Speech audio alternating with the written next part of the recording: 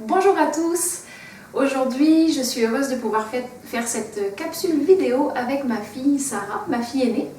Donc, pour ceux qui ne le savent pas, je suis maman de 3 adolescentes, Sarah, Théo et Ilan. Et aujourd'hui, j'ai la chance de pouvoir partager avec vous un sujet. Comment vivre sa foi, sa relation avec Dieu en tant qu'adolescent de nos jours. Et on va le vivre ensemble avec Sarah. Donc, je vais la laisser se présenter. Sarah, quel âge as-tu? J'ai 16 ans. 16 ans. En quelques mots, dis-nous ce que tu aimes faire dans la vie. C'est quoi tes passions, tes loisirs? J'aime écouter de la musique. J'aime jouer de la musique et faire du sport. Jouer de la musique, de quel instrument est-ce que tu joues? Du piano. Super, merci Sarah. Alors, et maintenant je vais te poser quelques questions sur comment tu vis ta foi, ta relation avec Dieu. Donc, on y va, c'est parti. Depuis quand dirais-tu que tu connais Dieu? C'est un peu vaste. Oui, c'est un peu vaste comme question. Alors, je vais te la poser en deux temps. Première question, depuis quand dirais-tu que tu connais Dieu de manière générale, de manière théorique? C'est-à-dire, depuis quand est-ce que finalement on t'a parlé de Dieu? Depuis que je suis toute petite, je dirais. Parce que j'ai grandi dans une famille chrétienne. Et j'allais tout le temps à l'église, alors j'ai toujours su qu'il y avait Dieu. Ok. Maintenant, deuxième question, moins large. Depuis quand dirais-tu que tu connais Jésus, que tu connais Dieu, personnellement en tant que Sarah, dans ta relation avec Dieu, individuelle? Ça fait quelques temps que je commence à apprendre à connaître Dieu petit à petit. Mais par exemple, je ne le connais pas encore à 100%, c'est sûr. Quand je prie, des fois j'ai envie de l'entendre me parler, j'ai envie d'avoir une parole de lui. Et des fois j'ai des pensées qui me passent par la tête et je me demande souvent si c'est de lui ou si c'est juste moi qui pense à ça comme ça. Ok, donc tu dis que ça fait quelque temps que tu le connais personnellement, mais tu estimes que tu ne le connais pas à 100%. Ouais. En effet, connaître Dieu ou Jésus à 100%, je pense que personne n'en est à ce stade-là. Mais tu apprends à le connaître, c'est ça que tu dis? Tu apprends à découvrir sa voix. Et parfait, super. Alors, deuxième question. Dirais-tu qu'il y a eu un avant et un après dans ta vie quand tu as accepté de suivre Jésus? Parce qu'il y a quelque temps, donc, tu as accepté de suivre Jésus, tu as donné ta vie. Est-ce que tu nous dirais qu'il y a eu un avant, une Sarah d'avant, puis une Sarah d'après? Oui, il y a eu un avant. En fait, j'ai toujours voulu suivre Dieu parce que j'ai été éduquée comme ça. J'ai toujours su que Dieu, la vie avec Dieu, c'était la meilleure des choses. Et c'est juste que je faisais rien je faisais aucun effort pour le suivre, pour le mettre en priorité et tout ça. Donc voilà. Et un jour, c'était en janvier, il y avait un pasteur qui a prêché un dimanche. C'était Luc Dumont. Oui, voilà, Luc Dumont. Et ça m'a vraiment touchée. Et en fait, il disait, à ce moment-là, j'avais aucun espoir, je savais plus quoi faire. Et à ce moment-là, il a donné un message d'espoir et il disait qu'on pouvait recommencer avec Dieu. On peut tout recommencer avec Dieu et qu'il nous pardonne et que on peut refaire notre vie et rebâtir notre vie avec Jésus. Ouais, voilà. Tu veux dire que, je t'interromps un petit peu, tu veux dire que avant cette réunion-là où tu as fait une rencontre vraiment plus impactante avec Jésus, avant cette réunion-là, donc tu suivais Dieu en théorie, tu voulais faire les choses bien mais tu n'y arrivais pas. Tu faisais des choses que tu voulais pas faire, c'est ça? Oui, par exemple, j'allais à l'église, j'étais touchée et après je priais pour que je change. Mais à l'école, après je réfléchissais pas et je refaisais les mêmes erreurs, les mêmes bêtises. Et c'est pour ça qu'en janvier, quand tu es allée à cette réunion, tu étais dans un état où de toute façon, quand tu disais que tu n'avais pas d'espoir, c'est que de toute façon il n'y a rien qui change, je veux à chaque fois y arriver, mais le lendemain c'est la même chose, donc en gros j'y crois plus, c'est ça? Ok. Puis cette prédication, ce message t'a reboosté, t'a redonné de l'espoir. Ouais. Et le fait que qu'on te dise que oui, avec Jésus, tu peux recommencer à zéro. Tu peux être pardonné même si tu as retombé, mais tu peux être pardonné et tu as l'espoir de pouvoir y arriver avec l'aide de Dieu, c'est ça? Oui. Donc, qu'est-ce qui s'est passé? Donc, tu dis qu'il y a eu un avant, puis un après. À quoi ça ressemblait le après, la Sarah de après? J'ai été touchée. J'ai voulu faire du tri dans ma vie. Donc, ce qui est mal et ce qui est bien. Et donc, j'ai supprimé, vu que j'écoutais beaucoup de musique, je me suis dit je vais écouter des louanges, enfin juste ça.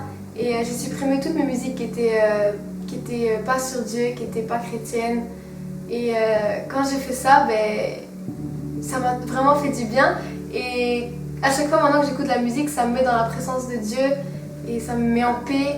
Et quand je vais à l'école, j'écoute des louanges, parce que j'écoute toujours de la musique en allant à l'école, en retournant de l'école. Donc voilà, ça m'aide. Donc tu as fait du tri dans ta vie, notamment dans la musique. Quoi d'autre? Qu'est-ce que... Je mentais beaucoup avant, je mentais tout le temps. Et j'ai décidé d'arrêter de mentir. Et justement, il y avait des choses que je cachais, que je parlais, je les cachais et je mentais par-dessus. Et j'ai décidé d'en parler à maman. Et en fait, c'est vraiment mieux d'en parler parce qu'elle elle me conseille et elle me dit, elle m'aide à voir mieux dans ce que je fais. Et ça m'aide pour mon avenir et ça m'influence dans mes choix. Et voilà. Donc finalement, tu t'es aperçu que mentir te semblait la solution la plus facile. Ouais. Et puis pour faire les choses en cachette en gros, mais finalement tu t'es aperçu que dire la vérité, ça semble plus difficile, mais ça t'amène plus loin. Ça te libère plus, c'est ça? Oui. Ça t'amène plus loin. Ouais. Ok. Donc tu as fait ces choix-là de faire du tri, de choisir de ne plus mentir, d'obéir à Dieu et puis même si c'est pas toujours facile, mais d'essayer vraiment de faire sa volonté dans ta vie. Ouais. Et super. Donc ensuite, autre question. Ta relation avec Dieu aujourd'hui, elle ressemble à quoi? Comment est-ce que tu nourris cette relation avec Dieu?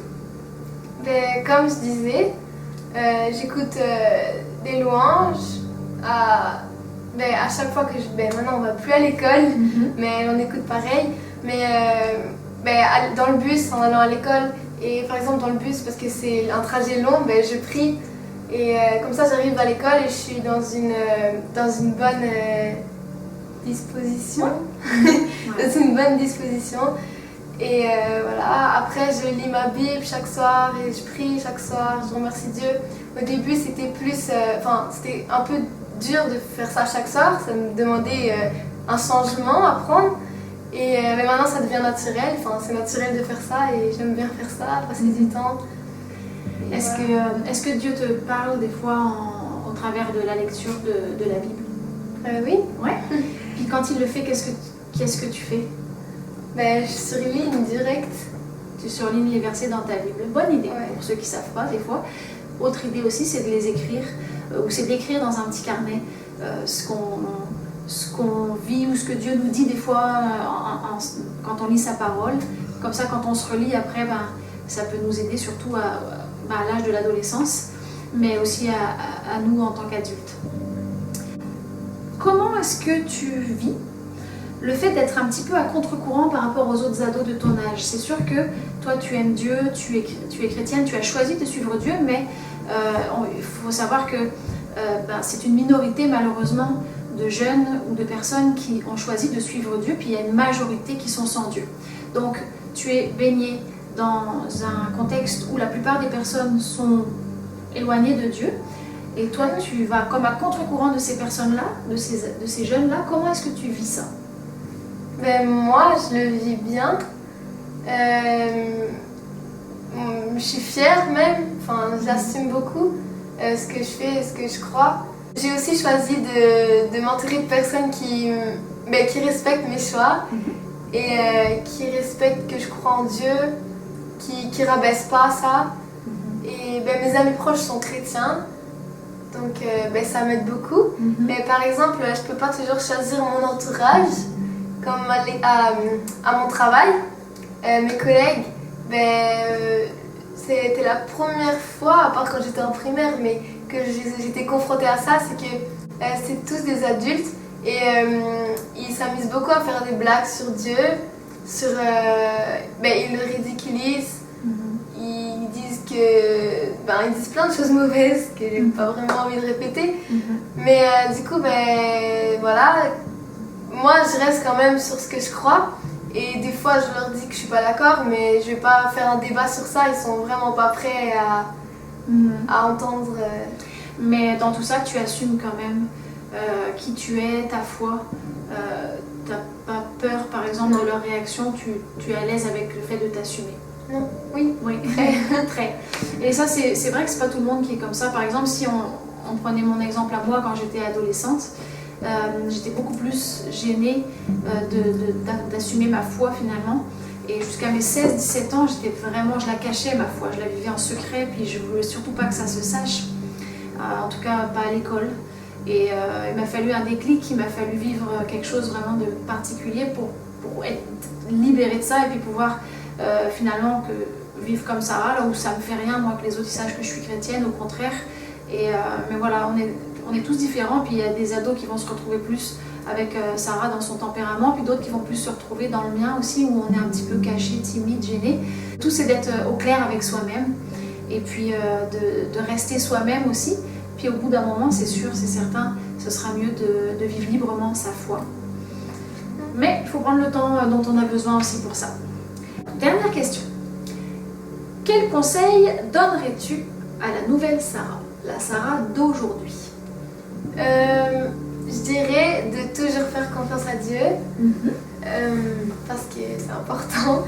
Et s'il y a des moments difficiles,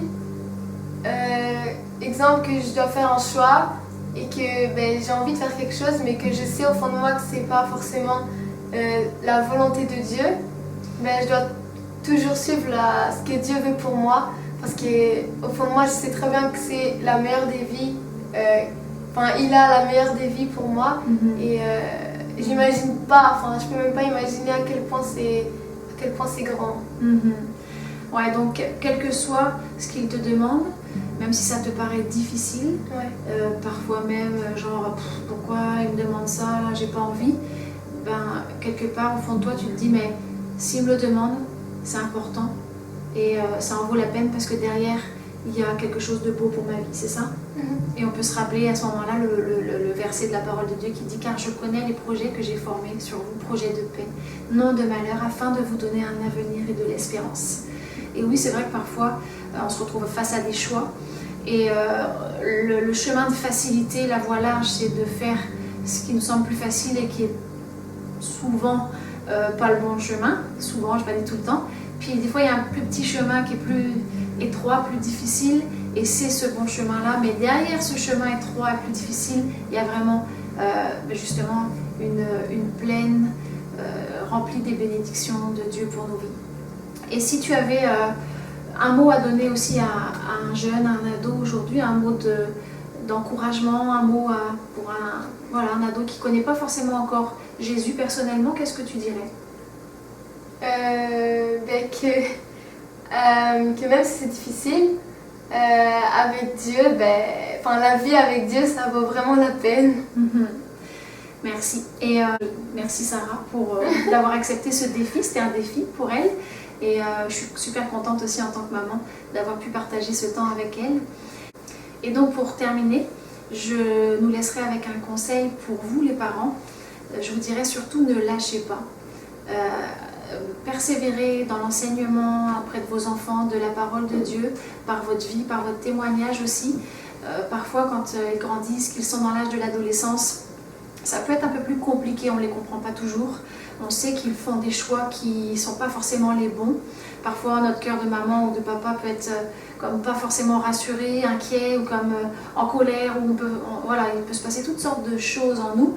Mais surtout, perdons pas l'objectif final qui est d'amener nos enfants à connaître Jésus personnellement. Par notre témoignage, par notre exemple, par nos paroles, par notre amour. Donc, quels que soient les choix que font nos enfants, nos ados, on ne pourra pas les empêcher, on ne pourra pas les contenir toute leur vie tout le temps Donc, ils vont faire leur choix, certains des mauvais, certains des bons choix. Quel que soit leur choix, je nous encourage à les aimer, toujours, à toujours leur ouvrir les bras et à toujours être là pour eux quand ils ont besoin. Voilà, donc merci à tous pour votre écoute, que le Seigneur vous bénisse, que le Seigneur bénisse aussi les jeunes, les ados qui pourront regarder cette capsule. La vie avec Dieu, ça vaut la peine.